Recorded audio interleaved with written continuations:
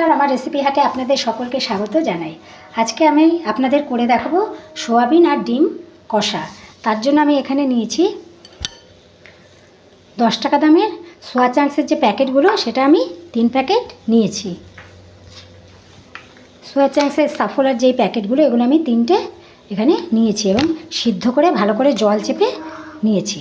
আর আমি নিয়েছি এর মধ্যে দেব 4টে ডিম। আমি ডিম এখানে সিদ্ধ করে নিয়েছি। আর নিয়েছি আমি এখানে টমেটো কুচি। আর নিয়েছি এখানে দুটো বড় বড় আমি পেঁয়াজ কেটে নিয়েছি। আর এখানে আমি 3টে টমেটো কুচি নিয়েছি। এবার আমি রেসিপিটা শুরু করছি, আপনারা আমার সঙ্গে থাকুন। আর এখানে আমি আদা রসুন বাটা নিয়ে নিয়েছি, যতটুকু লাগবে ততটুকু আমি এখান থেকে দেব। ডিম সোয়াবিন কষা রেসিপিটার জন্য আমি এখানে মাস্টার্ড অয়েল ব্যবহার করছি।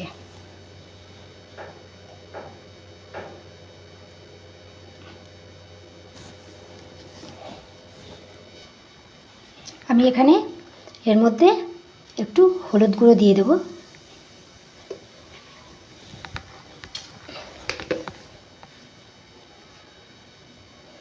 আর কিছুটা নুন আমি দিয়ে দেবো, হাফ চামচের মতো। এবার এটাকে আমি একটু নেড়ে নেব।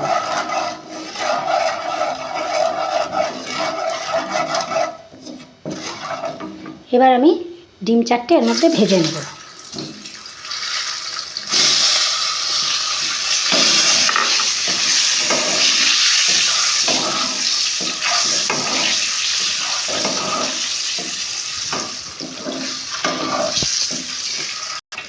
দেখুন, আমার ডিমগুলো কিন্তু ভাজা হয়ে গেছে। এবার এগুলোকে আমি একে একে তুলে নেব।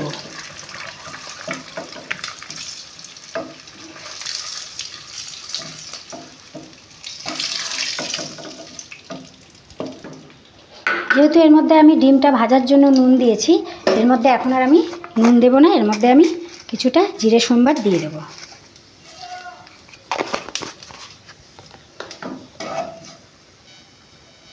এবার আমি এর মধ্যে পেঁয়াজ কুচিটা দিয়ে দেব।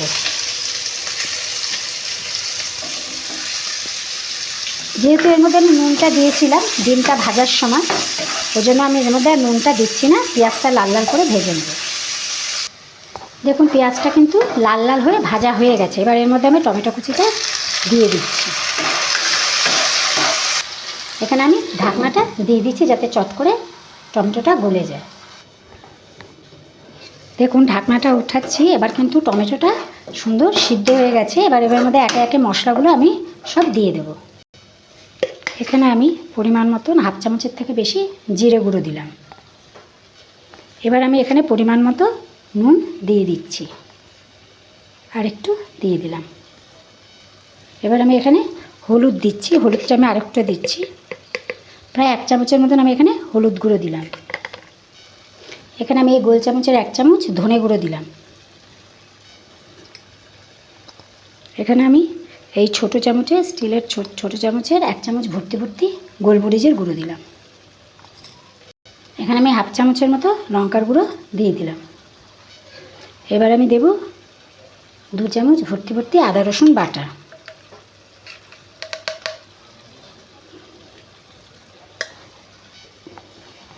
এবার আমি এটা ভালো করে মিশিয়ে নিচ্ছি।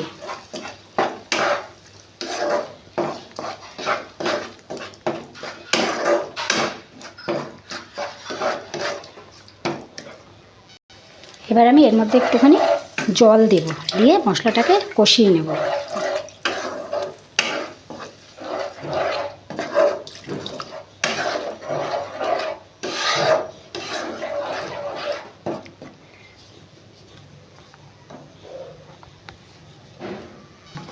এবার আমি এটাকে ঢেকে দিচ্ছি। এদিকে আমি একটা ছোট কড়াই বসিয়ে নিয়েছি। এর মধ্যে আমি একটু তেল দেবো। আমি আলুটা ভাজতে ভুলে গেছিলাম, তার মধ্যে আলুটা আমি ভেজে নেব। কড়াইটা গরম হয়ে গেছে। এবার আলুগুলো আমি এর মধ্যে দিয়ে দিচ্ছি।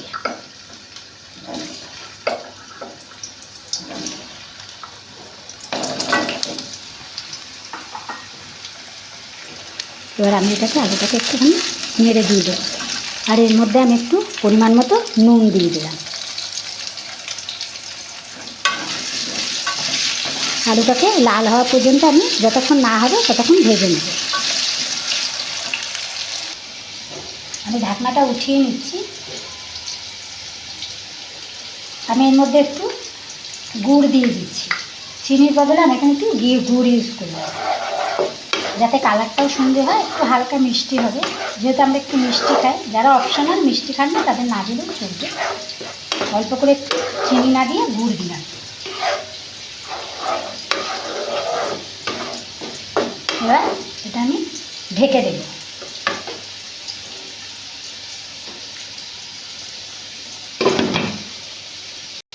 দেখুন আমার কিন্তু আলুগুলো ভাজা হয়ে গেছে। এবার আমি এগুলোকে তুলে নিচ্ছি।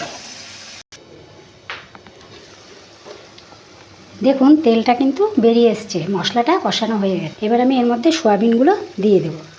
সয়াবিনগুলো জলগুলো কিন্তু ঝরিয়েই নিয়েছি, চেপে নিয়েছি আর কি।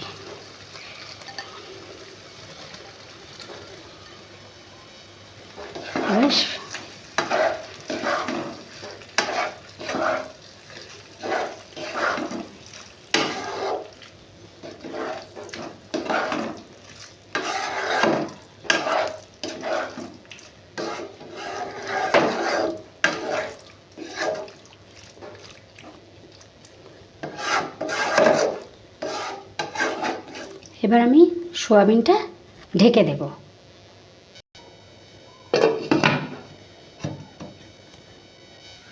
এবার আমি ঢাকনাটা খুললাম। দেখুন অনেকটা কিন্তু কষানো হয়ে গেছে। এবার এর মধ্যে আলুগুলো আমি দিয়ে দিচ্ছি।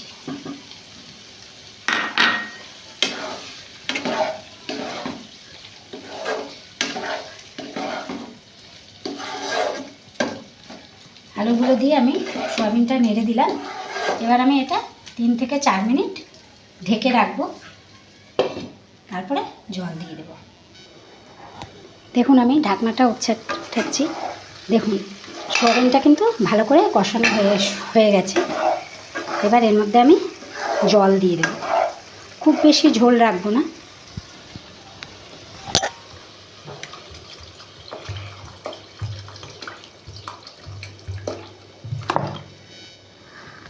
দেখুন আমি জলটা দিয়েছি, মানে আরেকটু জল দিতে হবে।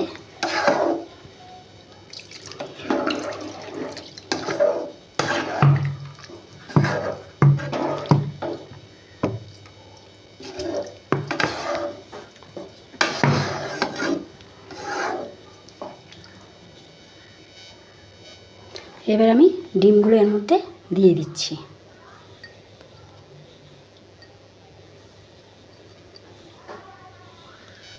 ডিমটা দিয়েছি, এবার এটা আমি একটু নেড়ে দিচ্ছি। এবার আর ঢাকবো না, এমনি এটাকে ফুটতে দেবো কিছুক্ষণ।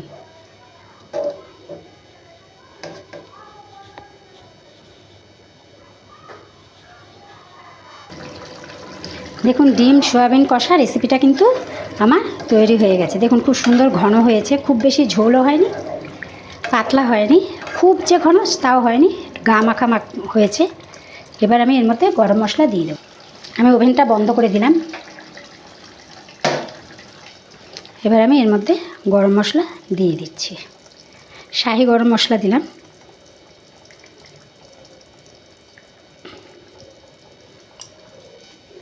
আমি এবার গরম মশলাটা যেহেতু দিয়েছি, এবার আমি এটা ভালো করে নেড়ে নিচ্ছি।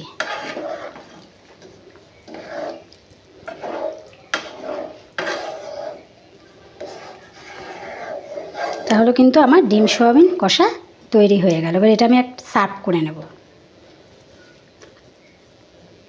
দেখুন আমার রেসিপিটা তৈরি হয়ে গেছে। এবার আমি একটা প্লেটের মধ্যে এটা সার্ভ করে নিচ্ছি।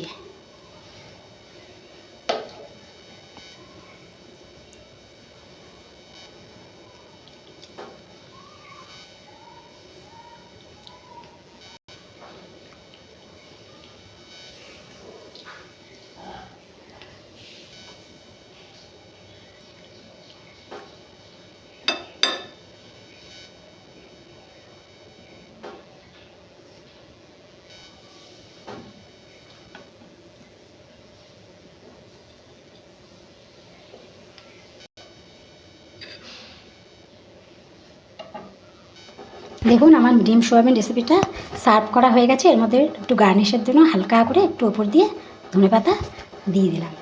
এবার আপনারা কমেন্ট করে জানাবেন আমার এই ডিম সয়াবিন কষা রেসিপিটা আপনাদের কেমন লাগলো। আর অবশ্যই আমার চ্যানেলটাকে লাইক শেয়ার এবং সাবস্ক্রাইব করবেন। আপনারা এই করে কমেন্ট করে জানাবেন যে আমি কেমন করলাম, সেটা তাহলে আমি বুঝতে পারবো।